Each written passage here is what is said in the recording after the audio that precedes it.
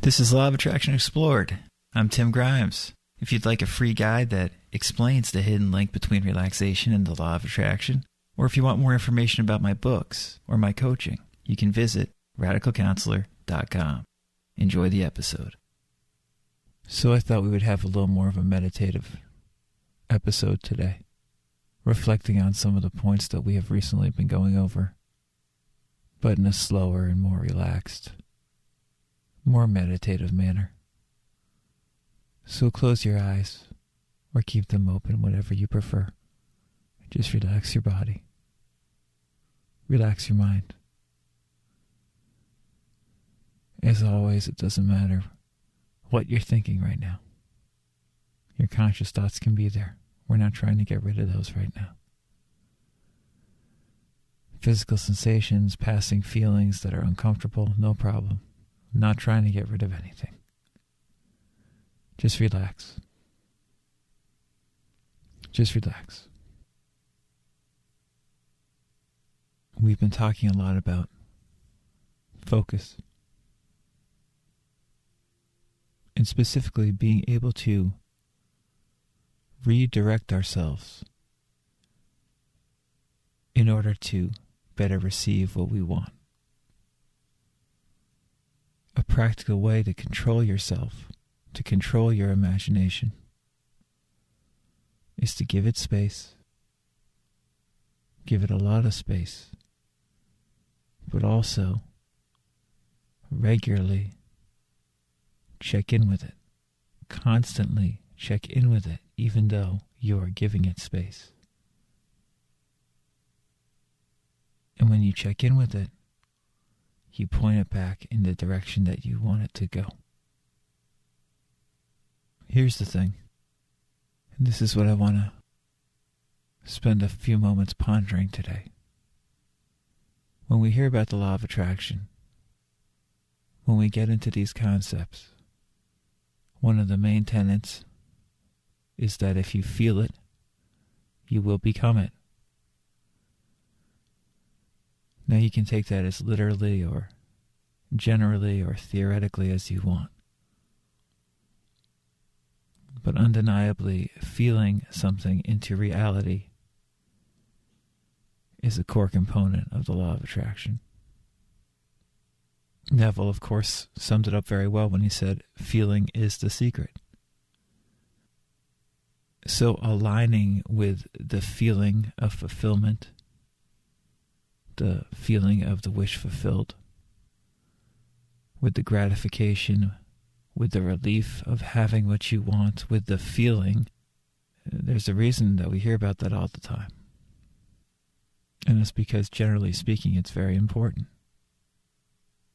But what also is very important is this.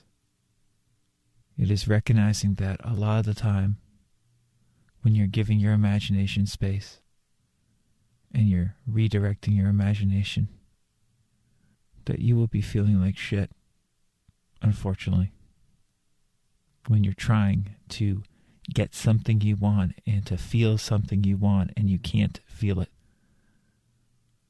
Because if it was easy to feel what you desire, it would be very easy for people to manifest things consistently.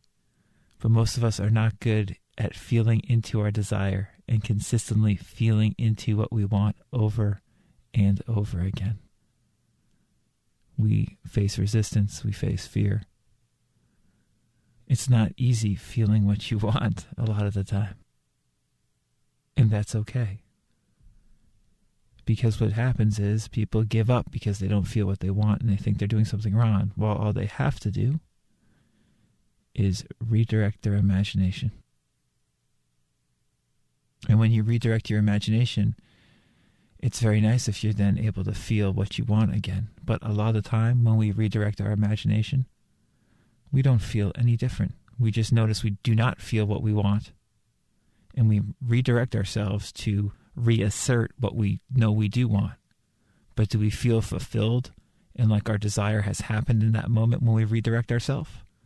No, of course not. It's like when we're going the wrong way, when we're trying to go someplace and we realize that we're going the wrong direction and we turn around and we go in a different direction towards the actual destination. Does that turning around feel spectacular? No, it just feels like we recalibrated and went in a different direction. That's all it is. You see, if you're good at feeling what you desire, feeling into it, you're going to manifest things very easily.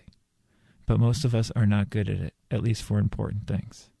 And so it's important to know that being able to redirect yourself, even when you feel like shit, even when you feel like crap, and knowing that you still are going to be able to manifest what you want in some significant form by recalibrating and redirecting yourself over and over again, even if you don't feel it while you're redirecting yourself, even though you don't feel it when you're giving your imagination space and you feel overwhelmed and you feel like things are going wrong and you feel like you don't know what you're doing. As long as you breathe deep and let that process play out naturally, give your imagination space, and still, regularly, constantly redirect. What do I want? What do I want? Always redirect, get back on track with what you do want. Then eventually the feelings do come back.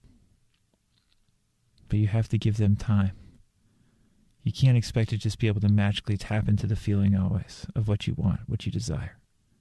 I hope you can, but a lot of these lessons are about what happens when you can't. And realizing that when you don't feel the way you want to feel, you can recognize it. And then in that moment, that's enough, that recognition. And that you will get back to feeling the way you want to feel again. But this requires patience, it requires space, it requires maturity. And as I said in an earlier episode, failure is when you quit. This requires not quitting. And there's no good reason to quit if you look at it in this gentle way of just redirecting yourself, giving yourself space, and redirecting yourself constantly. And using things like a success indicator to make that more habitual and practical and easy and fulfilling while you're doing it. We're so hard on ourselves. We think we're doing something wrong in a significant way. And we very rarely are doing anything wrong in a significant way. It's more like we might be making tiny errors while we head towards our goal that we can easily correct if we are aware of those errors and just redirect ourselves. But we're so hard on ourselves usually that we allow these tiny errors to defeat us and we quit and we give up. You don't need to do this. You don't need to do anything. My point, if we take another step back and if we just breathe deep and we allow the thoughts to be there and we allow the passing feelings to be there, my point is it doesn't matter. Don't be so egotistical to think that all these minor, quote-unquote, mistakes you're making matter. They don't matter. Just redirect yourself towards what really does matter. The big picture thing that you really want. Love, peace, harmony, better relationships, a better job, whatever it may be. Don't let the tiny mistakes you're making every day be mistakes. They're only errors if you look at them in that way. You can also look at them as simply you directing yourself towards your goal. And as Maxwell Maltz says, the way to get to a goal is to lose track for a moment of what you want and then just to regain track and refocus. And just keep on aiming towards what you want. There's no problem along the way if you do it like this, from a big picture standpoint. But it takes maturity. And it takes the understanding that you're not always going to feel good while you're doing this, and that that is part of the process. Because it's very easy to apply the law of attraction when we feel good. And when we feel those feelings of fulfillment. And as you know, I'm all about doing that to the best of our abilities. But my point is that a lot of times we don't feel good. And we do this stuff anyway. Because why the heck wouldn't we? So if you can't conjure up the feeling of fulfillment, if the wish fulfilled seems like a pipe dream in your mind, doesn't matter. Recalibrate, redirect. It will come back if you give it space and keep on redirecting towards it. Patience, common sense, intimacy with yourself, and gentleness with yourself. That's what I'm looking for more for myself in my own practice, and what I imagine you are looking for in your own practice as well, because it's what most of us are looking for. You can't fail in being yourself. Remember that. And so there's no real failure unless you deny that and quit on yourself. So just take some time, meditate right now as much as you want, relax.